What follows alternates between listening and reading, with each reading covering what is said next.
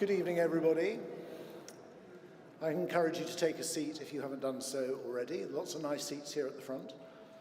Don't be embarrassed.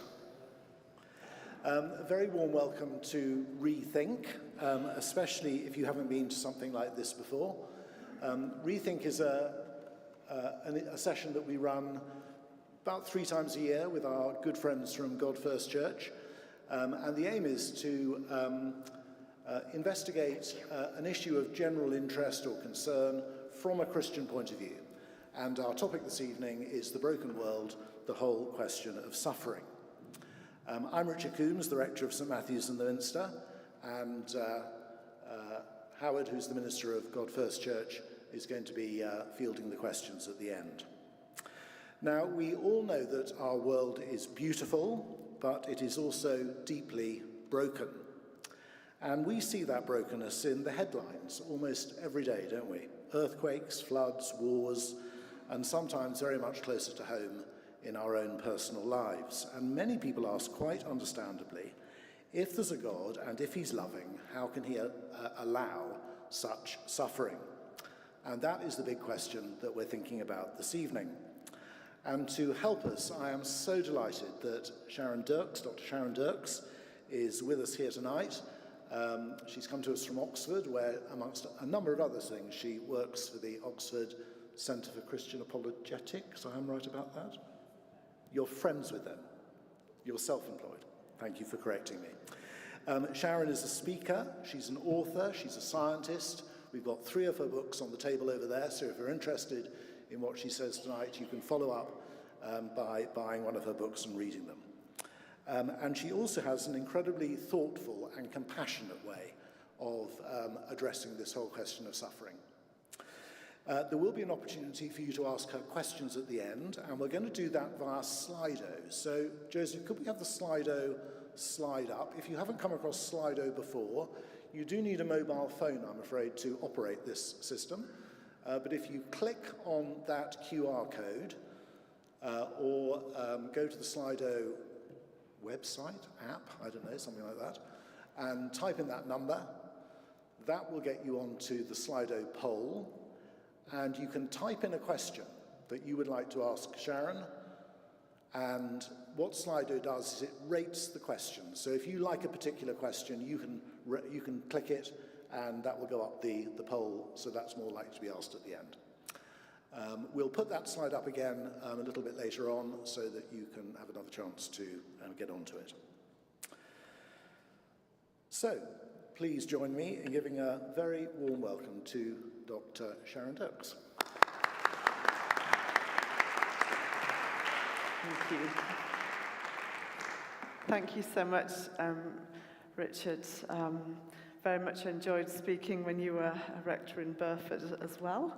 And thank you, Howard, as well, for inviting me, and for each of you for coming out on. It feels like winter's coming, doesn't it? The days are getting darker, and it's a slightly bigger deal to start coming out in the evening. So thank you for doing that this evening, particularly as we look at this question of natural disasters and why God would allow them. Now, looking around the room, I see a range of ages, and there are some of you that will remember what you were doing on Boxing Day in 2000, and let me get the year right, 4, when we were sitting in the relative comfort of our living rooms, watching one of the worst natural disasters in living history in Indonesia due to an earthquake in the Indian Ocean, one of the worst tsunamis ever to be recorded, the Indian Ocean Boxing Day tsunami, in which almost 250,000 people were killed and almost 2 million were displaced. We could also think of Hurricane Katrina in 2005, decimating many parts of the southern USA, killing almost 2,000 people and displacing 600,000 and more. We could also look at Haiti 2010, and again in 2022, although Haiti is not short of man-made problems as well. We could look at Myanmar in just earlier this year, the 28th of March. An earthquake struck Myanmar, nearly 3,600 were killed, 5,000 injured. And in this year alone, 2025 alone, there's been an earthquake in the Philippines, there have been typhoons in Vietnam. Ebola is resurfacing in the DRC. We don't hear about that too much in the news, do we? And earthquakes in Afghanistan. And it goes on and on. Of course, we're into hurricane season in the USA as well. I don't really need to lay out the sort of need for to think about why the world is the way that it is. And of course, we could also think about the impact of disease and sickness. We often, in our very seismically stable UK, we tend to encounter most natural disasters through our TV screens or social media feeds. But we've all encountered disease and sickness one way or another. And actually, we've all been caught up in the pandemic, the COVID-19 pandemic, which was a natural disaster that came to all of us one way or another, leading to a very bizarre few years as we look back on it. And of course, a time of great loss and trauma as well. So why do these things happen? And of course, there are no easy answers. We don't have the answers to this question. This is mysterious in many ways.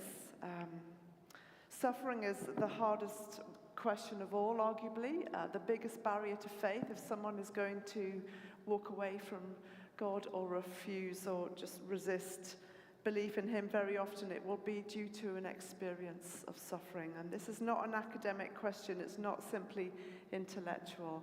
And we've all been caught up in it.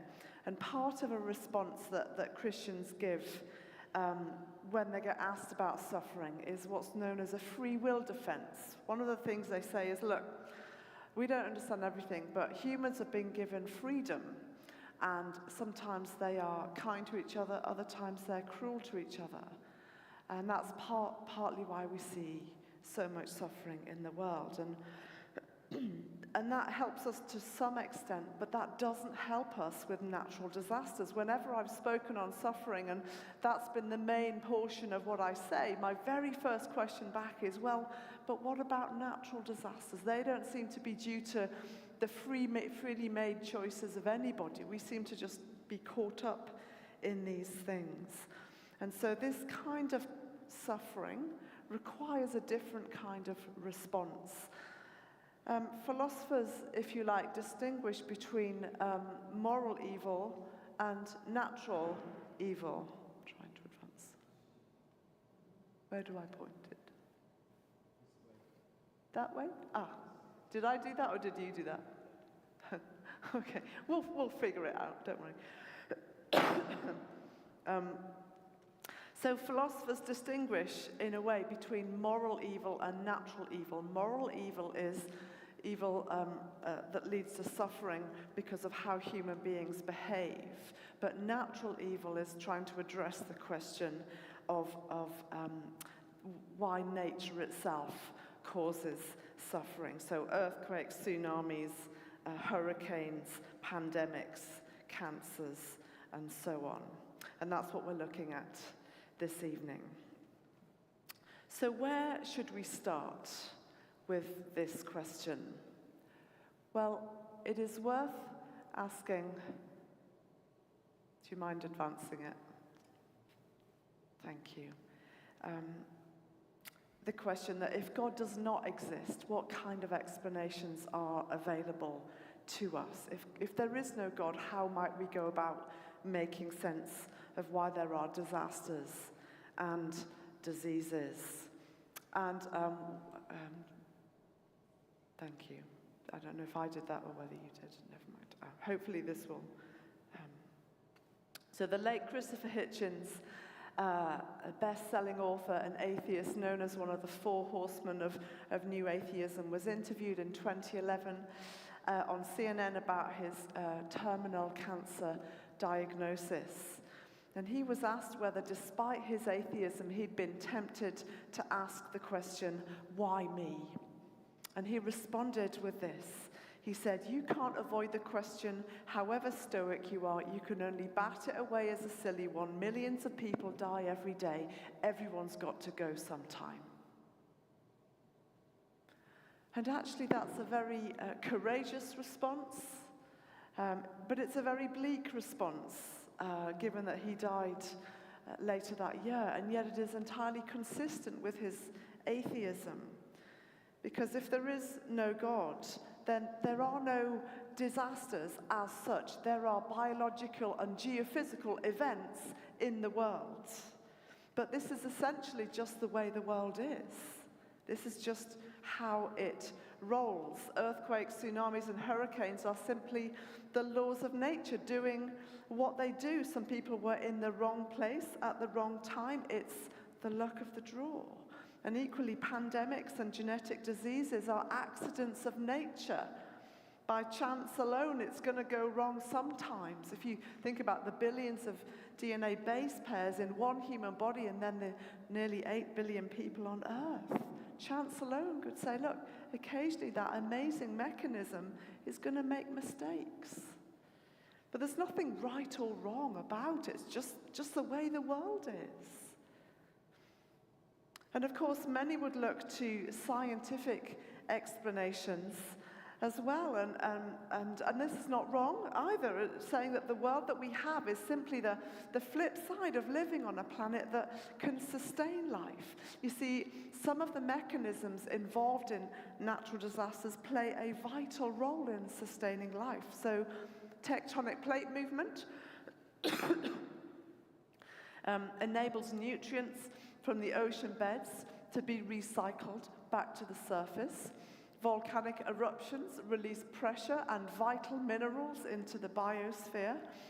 And that's partly why the soil, volcanic soil, is so fertile. It's so rich in minerals. You can grow amazing fruit and vegetables in them. And that's why people live really near volcanoes. My book, Broken Planet, in fact, both of my books on suffering combine stories with argument.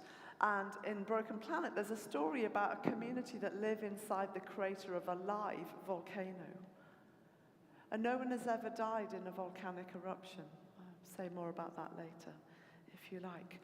I remember watching a cookery program that was talking about a restaurant that was nestled in an extinct volcanic crater.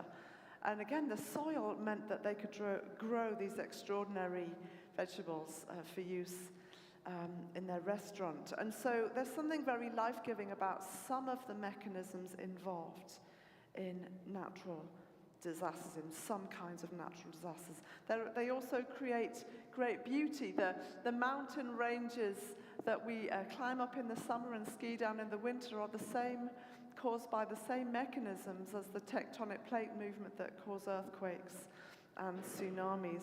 Similarly, the Hawaiian Islands, the Azores, and many other island formations are volcanic.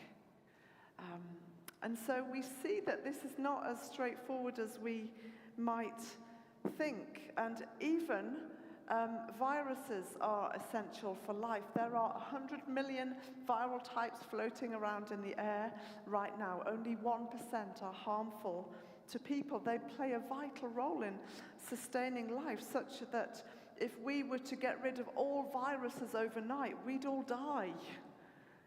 As Tony Goldberg, an epidemiologist at the University of Wisconsin-Madison, said, if all viruses suddenly disappeared, the world would be a wonderful place for about a day and a half, and then we'd all die, and that's the bottom line. All the essential things they do in the world far outweigh the bad things. Viruses are key to ecosystems. They prevent certain bacterial populations overgrowing and becoming too dominant. It helps keep things in balance. That helps, for example, to keep the amount of plankton on the ocean beds in the right proportions. That helps to keep oxygen at the right levels in the atmosphere. And so you begin to see that these tiny things that have this way of causing havoc every once in a while on Earth as well, also have a life-giving role. But either way, these scientific explanations, in the absence of God, someone might say this is just the way the world is. These things are the way that they are. But if this is just the way the world is, then here's a question. Why do we experience them as disasters? Why don't we just call them natural events instead of natural disasters? It's as though, the argument that this is just the way the world is not enough. It's not enough to help us make sense of our response, our reaction to these things. When we see people caught up in them and suffering and dying, it's not enough to simply say this is just the way it is. We experience anger and frustration and grief. You see, to call something a disaster is actually to make a moral judgment about the world that we live in. And it says that there is something wrong with the world. And it expresses a longing that things ought to be better than the way that they actually are. To call something a disaster is to imply that something is wrong. Well, the Christian faith makes sense of that. It says your intuitive sense that there is something wrong is absolutely right. Because at the heart of the Christian faith is the belief that God, who is good and sets the ultimate standard of goodness, has created a beautiful world, but somehow that world has gone wrong, giving rise to evil. And so the instinct that we have actually makes sense if God exists, actually. It makes more sense if God exists, because the Christian faith says a good God has created a beautiful world, but that world has gone wrong. We live, in fact, on a broken planet. So at its core, ironically, although it feels like it should point away from God's existence, and we think, why on earth would God create a world like this? The very fact that we feel that, we sense a wrongness, that makes more sense if God exists than if he doesn't. Because if he doesn't exist, who do we get angry to? What are we angry about? What is the wrongness in the world if it's just a biological and geophysical world of mechanisms? Now, another question we could ask is, well, if God exists, why couldn't he have made a better world than this one? This is a slightly different question, and our questions come in different forms. Now, Britain is well known for its variable weather. We take umbrellas everywhere. I have been known to take an umbrella to the desert, just in case it rains, just in case, you just never know. And of course, the weather surely is a very popular topic of conversation. Those of you that are not from the UK are probably just warming up to this, pardon the pun. But, we love to talk about the weather because there's so much to talk about. Whether the conditions are too hot, too cold, too wet, too dry, too foggy, too sunny, too cloudy, too windy, whatever it might be. There's a lot to talk about in the British weather. And yet, when we consider the planets around us, the weather on Earth seems pretty tepid, actually. And when we look at the planets around us, it's a marvel that life even exists at all. If we were to look at Venus, 80% of the surface of Venus is volcanic. It is hostile to life. You cannot, there is no life on Venus. She says, blanket statement. Just watch the headlines in a few weeks. I do think I'm all right. That's good. If we go the other way to Jupiter, we can see from Earth the eye of Jupiter, very famous. This is a storm the size of 2 Earths put together, double the strength of any hurricane you would find on Earth. It's been going on for about 400 years, with temperatures of around minus 163 Celsius, calling for a bit of a redefinition of the term extreme weather. You see, when we look at the planets around us, they are hostile to life. And yet somehow on Earth, even though we have these cataclysms, it seems to be that they are boundaried such that life is still possible. And so before we delve into these disasters, it's helpful to zoom out first and appreciate the marvel that it is to even for there to be life at all.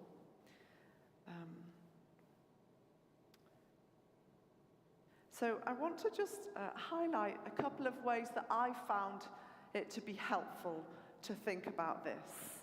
And what I'm going to talk about from here on in the talk is 3 different perspectives: natural factors, human factors, and then spiritual factors later on. And these are not mutually exclusive. It's not pick your option. I think that together they all help us think about this. So the first thing that I say is, look, that the problem isn't so much with nature, but with how people interact with nature. You see, nature's got its mechanisms, and they are necessary to sustain life. But the problem isn't with the mechanisms as such, it's the way that human beings interact with those mechanisms and with nature itself. You see, when nobody is hurt by a natural disaster, it doesn't seem quite so serious or so bad. We hear all the time of like volcanic fissures opening up in Iceland. You know, what was like at one point just a landslide, a field, essentially a couple of weeks later is spewing lava, and tourists come and try and get too close to this. But there's something quite awesome, awe-inspiring about the majesty of nature, of some of the forms of mechanism that we're talking about. They're kind of awe-inspiring. There's something, when there are no casualties, when nobody is hurt, there's something very striking about the rawness of nature. There are even possible glimpses that the Bible even talks about this. In Psalm 97, it talks about how the mountains melt like wax before the Lord of all the earth. And God in Psalm 104 is described as someone who looks at the earth and it trembles, who touches the mountains and they smoke. Are these references to earthquakes and volcanoes? And if so, they're not being referred to in a negative way. They're being referred to in a positive way, pointing to the majesty of God and the way that he relates to his creation. And so one perspective is to say the problem isn't so much with nature, it's with how people interact with nature. And the problem is that people have become vulnerable to natural disasters, and we've made each other vulnerable. So human factors have made human beings vulnerable to natural disasters. And so this view would really say there's no such thing as a 100% natural disaster. Every tragedy is always a combination of human factors and natural factors combined. So what might some of those human factors be? Well, I think one of the biggest ones is the impact of poverty. Some people are more vulnerable than others to natural disasters, and the major thing that determines that is levels of poverty. If you compare the number of deaths in a natural disaster in a low-income country with the same kind of disaster in a high-income country, you will see that the number that suffer and die in the low-income country is several orders of magnitude greater. Why? Because of poverty. We could compare two very similar strength earthquakes, California 1989 and Haiti 2010. In California, 59 people died, and that's partly because they were repairing or rebuilding a motorway at the time. In Haiti 2010, they don't actually know the exact Numbers, it's somewhere between 150,000 and 250,000. Have a story in Broken Planet from Haiti, 2010, that the magnitude of suffering was just, we can't imagine. Same strength of earthquake, completely different level of suffering. And of course, every person, whether they're in California or Haiti, that died matters. But my point here is that poverty undoubtedly increases the suffering and the numbers that die. We saw this in Turkey, in the Turkey-Syria earthquake 2 years ago as well. Even luxury apartment blocks actually pancaked in that earthquake.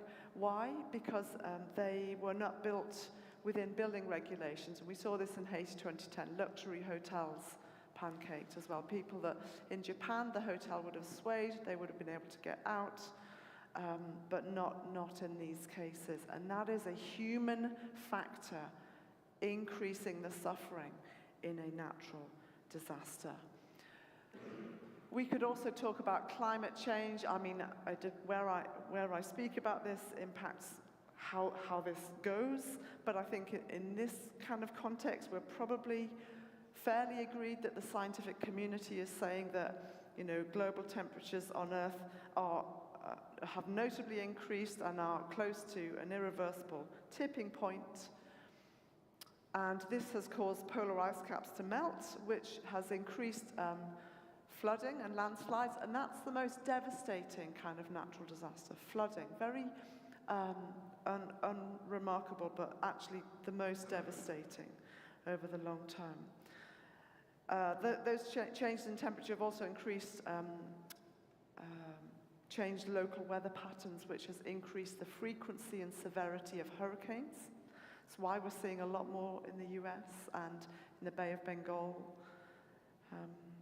And it's also causing wildfires to burn hotter and longer. We're hearing about a lot more wildfires, aren't we? We just had California over the summer, possibly a bit in Australia. Some stories from Australia in 2020 in Broken Planet as well. And the problem with a really, really overheated wildfire is that it incinerates. It means that new life can't grow after the fire has swept through. Whereas a cooler wildfire has a regenerative effect, again, this kind of regeneration. And again, the human role in climate change it doesn't really need spelling out, does it? Our use of fossil fuels releasing CO2, which has caused temperatures to go up. And that's had an impact on some kinds of natural disaster. So this first point is to say there's no such thing as a purely 100% natural disaster. Every disaster, if you dig beneath the surface, you will see that yes, nature is doing its thing, but there are also human factors playing into the suffering.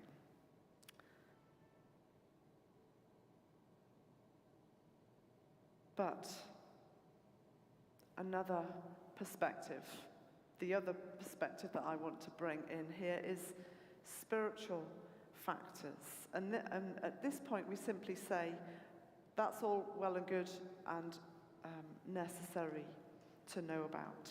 But are these kinds of explanations on their own enough? You know, plate tectonics, poverty, climate change, they're all vital.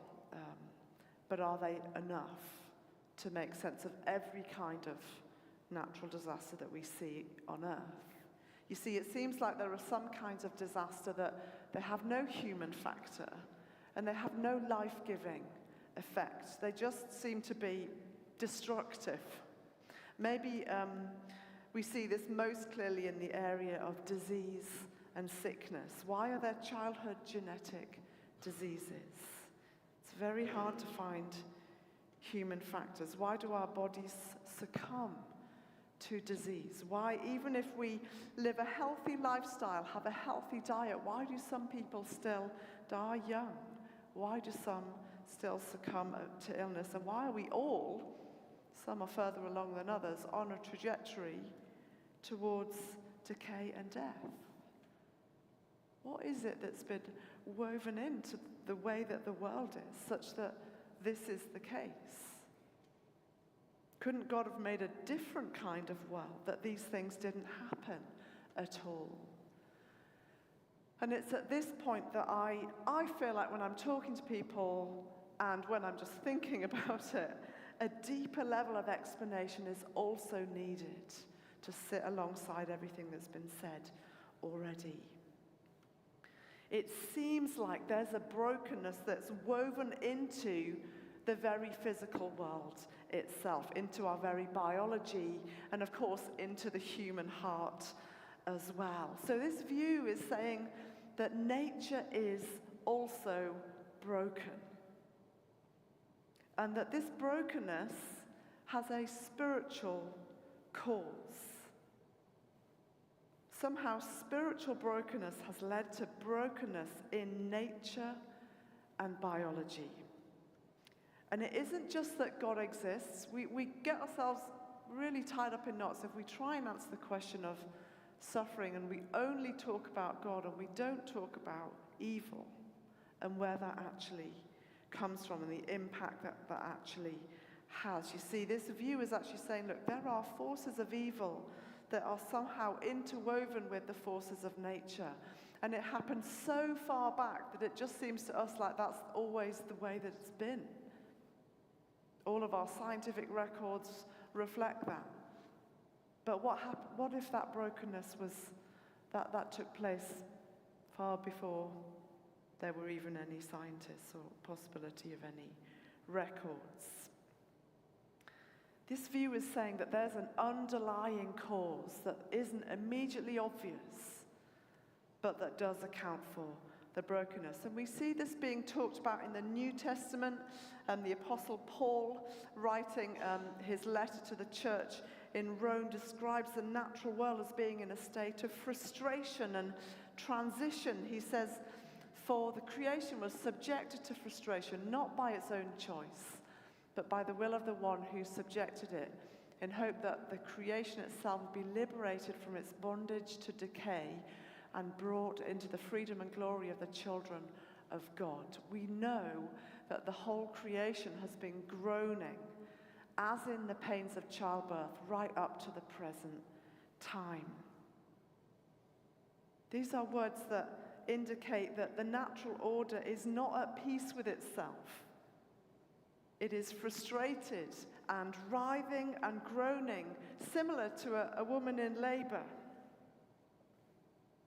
And so this second view says that spiritual brokenness has led to brokenness in nature and biology. But this is a really important part, not in a personal, directed way, not in a, here, you have this, in a way that just has affected all of us. A little bit like if you were to drop a drop of ink into a glass of water, the ink signifying the brokenness. It diffuses through the whole glass so that anyone taking a sip would sample both the water and the ink. There's a brokenness that affects all of us, that we're all caught up in. We could talk about how nature is broken. I probably won't spend too much time on this in the interests of time, but there are two particular angles. That perhaps the more traditional angle is what we might call the human fall view, which links the spiritual brokenness to a human fall, to the choices of Adam and Eve that somehow dragged along into their rebellion, their very biology and the natural world. We see hints of this in Genesis when the serpent, who is the one that tempts them, God says to the woman that he will make her pains in childbirth greatly increase after this decision, and that to the man that the ground itself will be subject to a curse with an effect on the physical world. The challenge of this view, if you take a view that the Earth and the universe is very old, is how to make sense of the geological record that says that there were earthquakes and volcanoes long before humans ever existed. It also has to wrestle with the seemingly unfairness of some human decision that somehow has dragged along with it the rest of the created order. So there's lots to wrestle with, as there is with every view. Another view, again, not mutually exclusive, that can sit alongside that is what's known as the pre-human fall view, which says, look, it's possible that nature became broken before people did. And the reason that's possible is because in Genesis, the serpent is simply in the garden already. The author of Genesis says nothing about how the serpent got there, how long he'd been there, what he'd been up to all that time. And just as the origins of evil are tied to the fall of an angelic being created good that rebelled and fell and became corrupted, that's what the Bible hints at as the origins of Satan. This view simply says, did that have any impact on the natural world, given that the serpent was already there in the biblical narrative? So that would be known as the pre-human fall view. But of course, the challenge of that view is they have to wrestle with how God would allow these forces to be at work in his creative process, and a process that is deemed good in the Genesis accounts. Every view has its challenges and things to wrestle with. But either way, both of these views are saying, look, the brokenness in nature has a spiritual root as well. And that spiritual root is not personal, it is general. It affects all of us.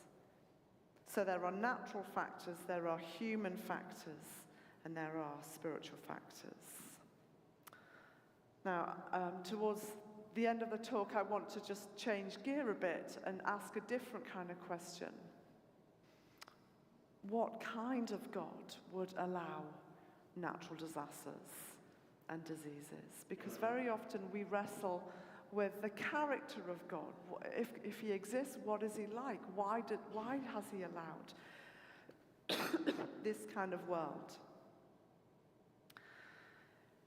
In one of my stories in Broken Planet is a story of a doctor that went into the Boxing Day tsunami about a week after it had happened. They were delivering aid and helping children's health. They flew into Banda Aceh, which was the epicenter of the tsunami, took a helicopter ride down the coastline in Indonesia. You could only see the footprint of these villages left. The actual buildings were 3 miles inland.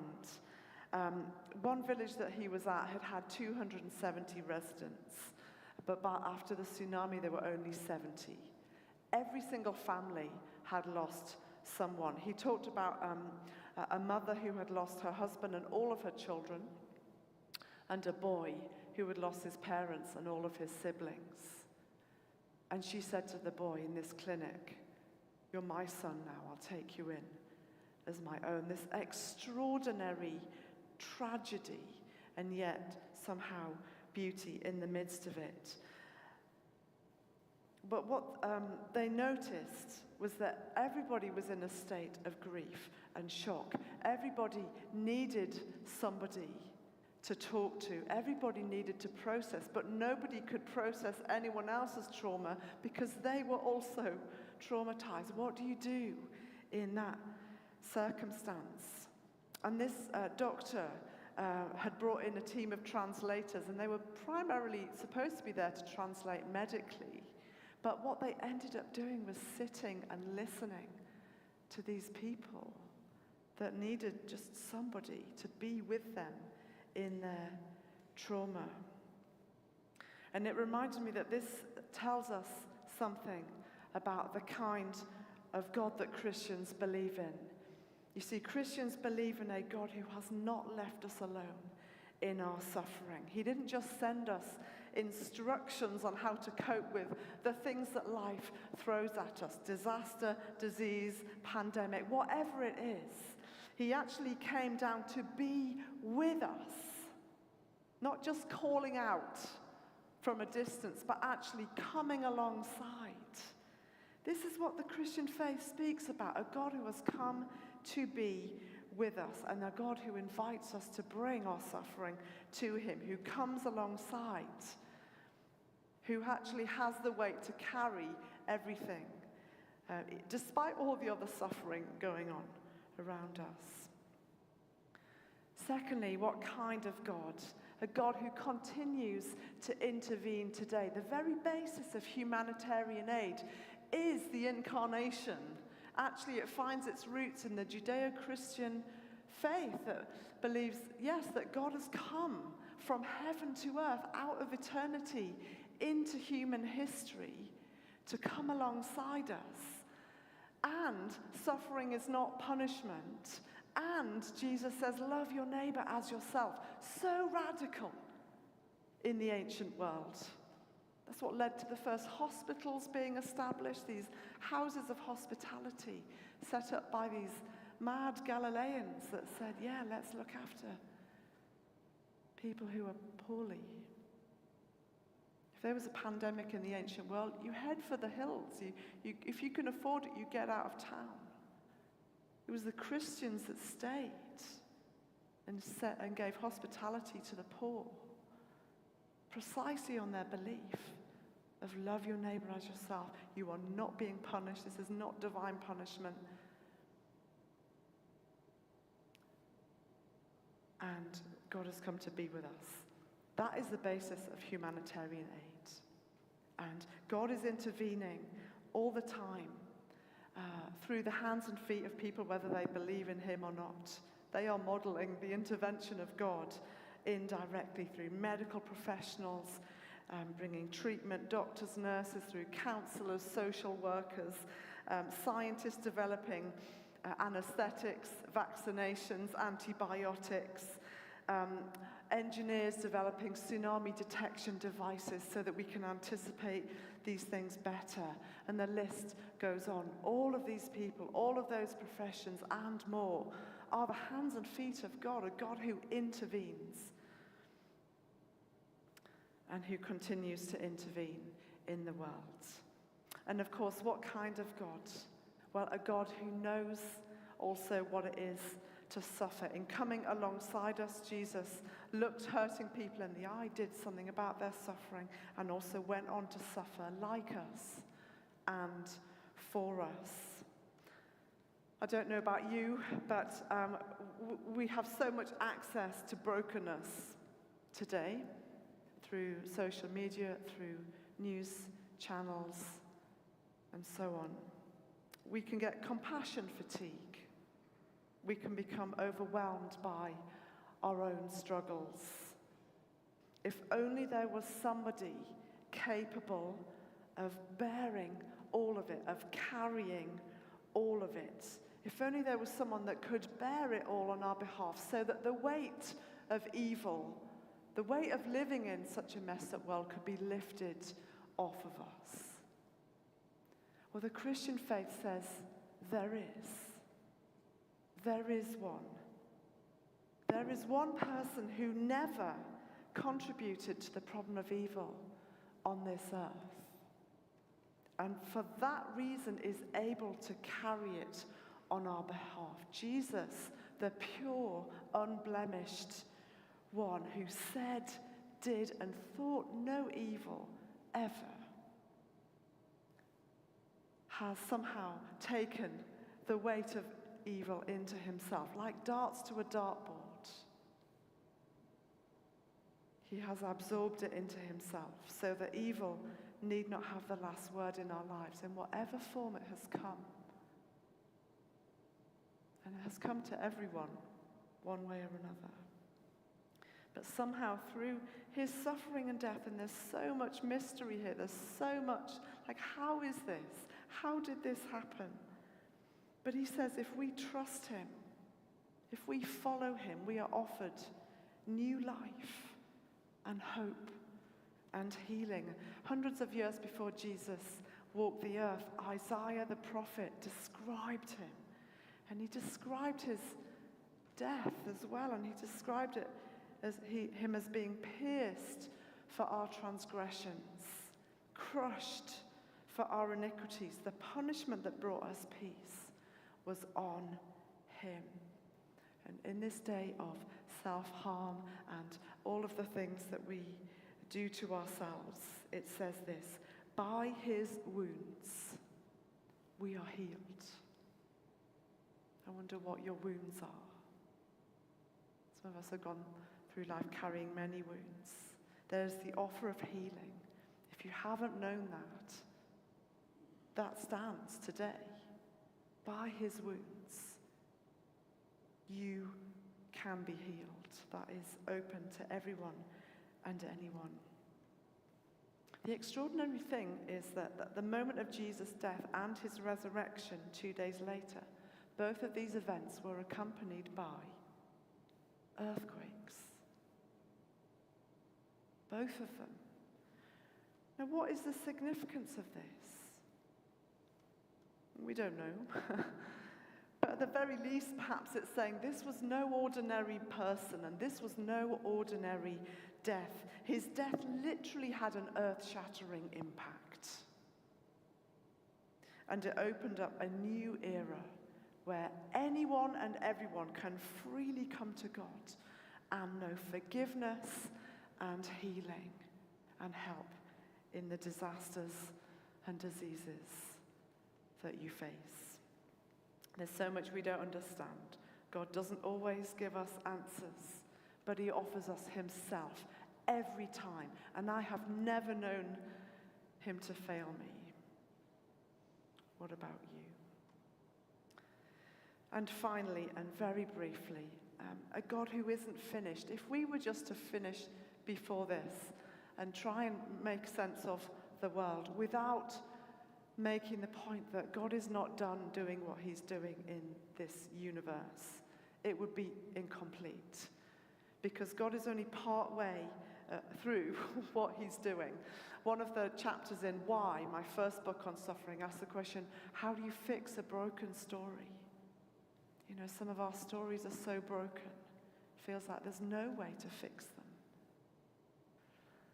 Well, if the Christian faith is true, you fix a broken story by embedding it in a much bigger story in which good wins, in which evil and the suffering it causes loses, in which there will be justice, even if there's not been justice here on earth.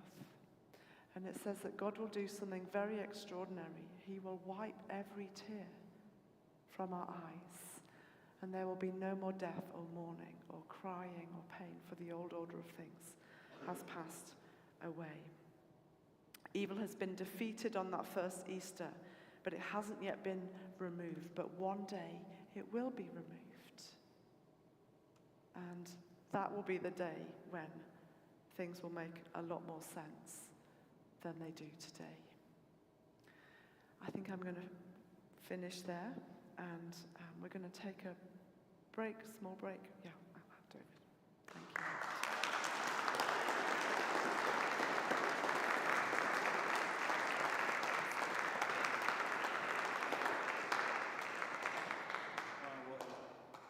It really scratched my geography degree itch. Thank you so much. But just so, such a beautifully rounded talk, and I'm sure it raised lots of questions. So what we'd love to do is to put the QR code back up and give you a chance to think about questions. The ex-school teacher in me, you're getting a bit of my CV, but the ex-school teacher in me says often if you turn and chat to the person next to you and like what resonated or what you found interesting, that might generate a question. So what we're going to do is going to give you 5-10 minutes, maybe, probably a little bit less, maybe a bit more, see how you go, and give you a chance to kind of think about how you're responding to this, and any questions you've got to raise. I think you can vote on other people's questions. I like their questions, or shape some of your own. And so we'll do that, and then I'll just try and take questions from the poll, and we'll do that. So we'll just give you 5 minutes or so just to generate your questions, give us a chance to have a look at them, and then I'll jump back up and we'll do that. Is that okay? So please do jump on that code. You can see some of the questions already.